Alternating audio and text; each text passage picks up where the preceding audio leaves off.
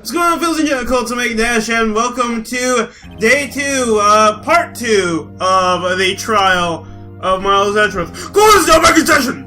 Witness! Please testify to the court about everything that you saw on the night of December 24th! Right, leave it to me! Please, Larry, don't mess this one up. Yes, please, Larry. He is a wild card, I will give him that.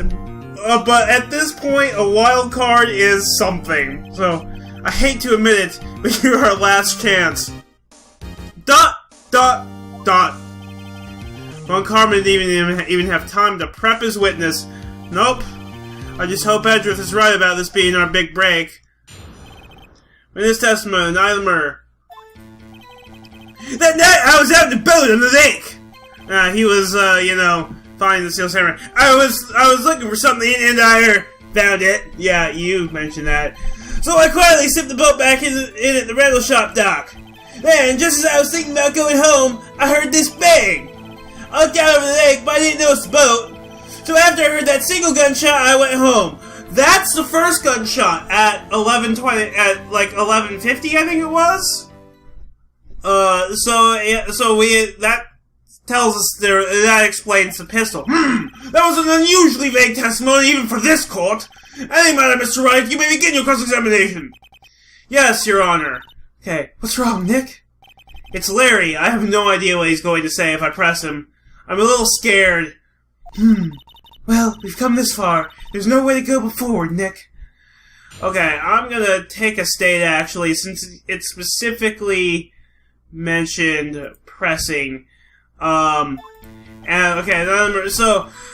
I didn't see any contradictions in there. It just explains a lot about evidence we already have, so I'm just gonna keep pressing him. And that may be a bad idea, though, so that's why I took the state. ... Something wrong, Mr. Wright! There were so many things wrong, I don't know where to begin. Well, okay, first of all, what time was it? That is a good thing to know. Oh, it was after 11 when I went out on the boat. Okay, so that fits the 11:50. By that time, everyone had gone home for the night. So I waited until the coast was clear, so to speak. And why were you out on the boat at such a late hour? Because you didn't want to be seen looking for the samurai? I was looking for something and I found it. Looking for something? Yeah. What was it you were looking for? Karma's going to object. What the witness was searching for is irrelevant. It's still nice to know. Most likely he was hunting for this Gordy. Well, kind of. You know, it wouldn't surprise me one bit if that was the truth. We already know what it was, though. This is all irrelevant. Let's get it over with. Yeah, no. So I quietly slipped the boat back into the rental shop dock. Around what time was that? Well, let's see. I figured I was out searching for about an hour, so that means the other shots hadn't gone off yet. I guess it was around 12, yeah! So, that contradicts the other photo. You're not sure? Hey, don't give me that face! I'm not some sort of human sundial, okay? No, people use watches these days, Larry. Still, just as I was thinking about going home, I heard this bang! Where did the sound come from? Yeah, well, I wasn't too sure about that. I looked around, you know. Did you look at the lake? Yeah, I looked. Okay, but he didn't see anything. I looked out over the lake, but I didn't notice the boat. Wasn't there a boat on the lake? See, there wasn't, though. That's why the camera only got, the lake. Order! Order! Well, Mr. Butts! Whoa! Everybody just calm down, okay? I mean, it was really foggy that night. I'm not sure whether there was a boat out there or not. Oh, okay, no problem. That's just the most important part of this case!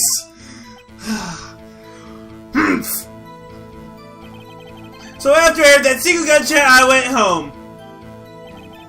So you only heard one bang, correct? Yeah! Huh. Well, Nick? It was a pretty wishy-washy testimony, wasn't it?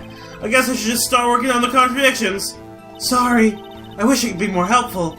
I wish I could call my sister. I wish so too, so I guess that's the end. Okay, so it's time to start taking a stab in the dark. So, I think the single gun, when he mentions the single gunshot, I'm gonna present the other lake photo, whatchamacallit, the second lake photo. No, the music didn't stop. Your Honor, that statement contradicts this evidence. No, it doesn't. Okay. In that case, let's load the previous state. The pressing didn't help us any, so there's not really oh, fuck, that was the wrong one, wasn't it? Okay, I'm gonna try presenting, yeah, that's not it. Lana's deposition against the single statement photo. I was looking through the evidence, and, you know, it says that there were 2 gunshots, so that would be the contradiction. There we go! Well, wait a second, Larry. What? You only heard 1 bang, you're sure? God, I already know what's going on. That's what I said! But Miss Lana Hart testified yesterday that she heard 2 bangs. And the old man just now said the same thing. They both heard 2 gunshots that night. Huh? Were you even listening? Were you paying attention at all to what they said? This isn't helping, Phoenix. Yo, Nick, please! Huh? You know, something's been bothering me. I'm a witness, see? I'm like a customer here. I'm not sure that's how it works, but whatever. So you gotta treat me nice and stuff, okay? No. ... Mr. Woods! What? You only heard 1 gunshot, are you sure? ... Well, to tell you the truth, I'm not fucking Larry. Not sure? How could you not be sure? Yeah, well, I might have missed the other gunshot. I was, listening to something else. What were you listening to? Something else? My radio, dude! On my headphones!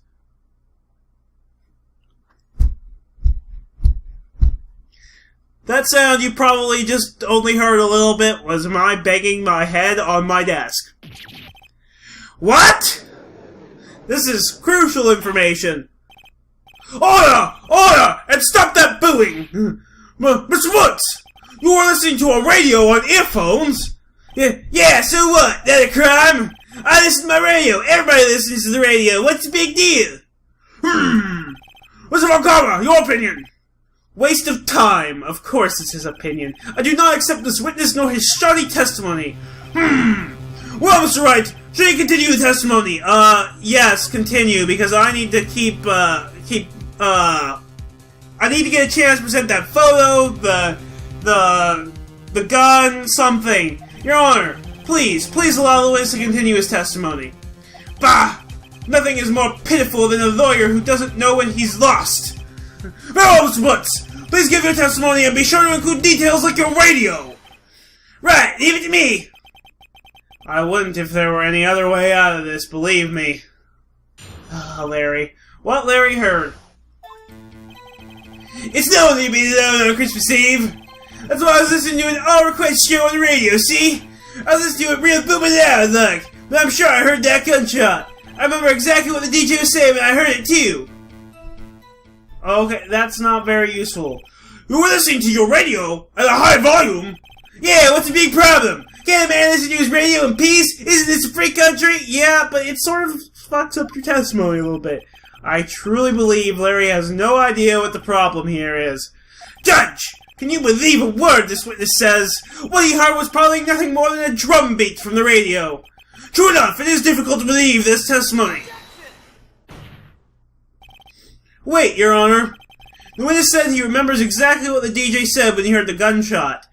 Can we maybe go back and remember what can you tell us what he was saying? Excuse me, DJ!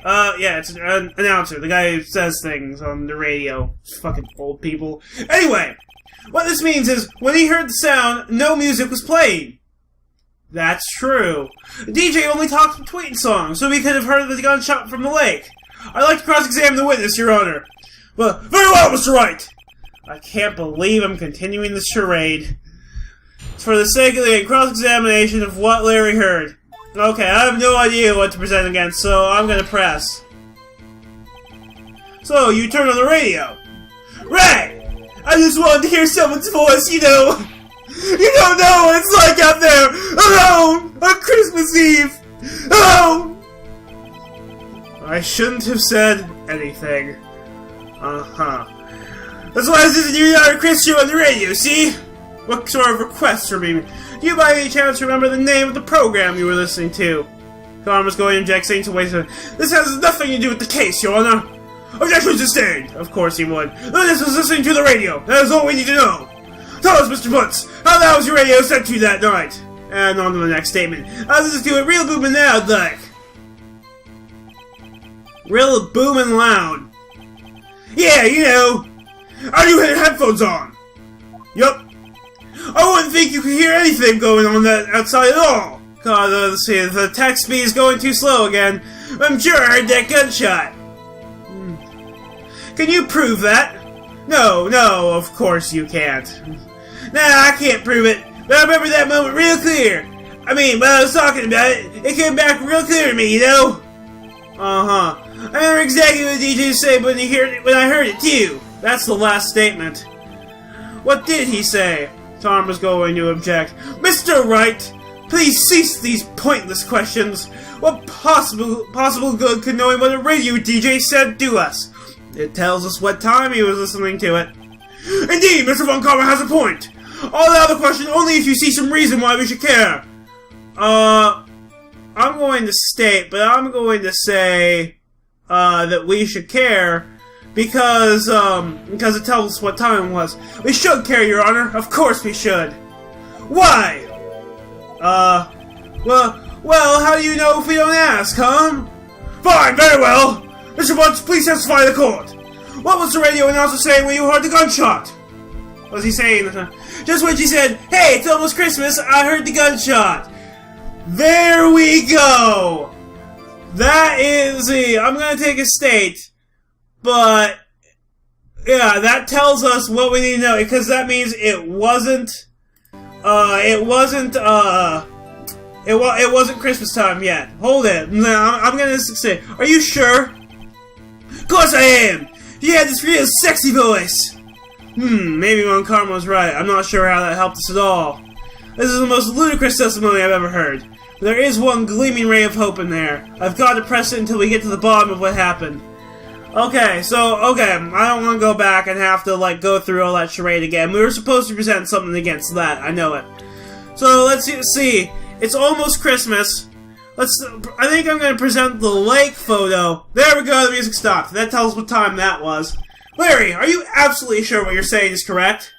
Huh? What's with the face? You look scary, dude. Hey, if you're trying to scare me, you better know I don't scare that easy. Is something the matter, Mr. Wright? Your Honor, did you hear what the witness just said? The DJ said, "Hey, it's almost Christmas," when he heard the gunshot. Indeed, and... almost Christmas means it wasn't Christmas. Do you realize what this means? When he heard the gunshot, it was still Christmas Eve, not Christmas Day. That would seem to be the case, yes. But he should have heard that gunshot after midnight. 11:50 was when it went off. This photograph is irrefutable proof of this fact, because it's time-stamped. Let's see what the time was on the photo taken when the gun triggered Miss Hart's camera. 12:25. 15 minutes after midnight on Christmas Day! This is a clear contradiction, Your Honor. Order! What does this mean? The two prior witnesses heard gunshots after midnight. However, this witness says he heard a gunshot before midnight. Judge, the answer is simple. The current witness is plainly mistaken. I wouldn't say that. Just look at him. Suspicious. What? Well, Mr. Wright, what do you think about Mr. Butts' claim he hit the gunshot before midnight? Larry's right. I'm going to take a state, but I'm going to say that Larry's right. And he's probably going to ask for proof, and then I'm going to show him the other photo. Larry's not mistaken, Your Honor. He heard that gunshot before midnight.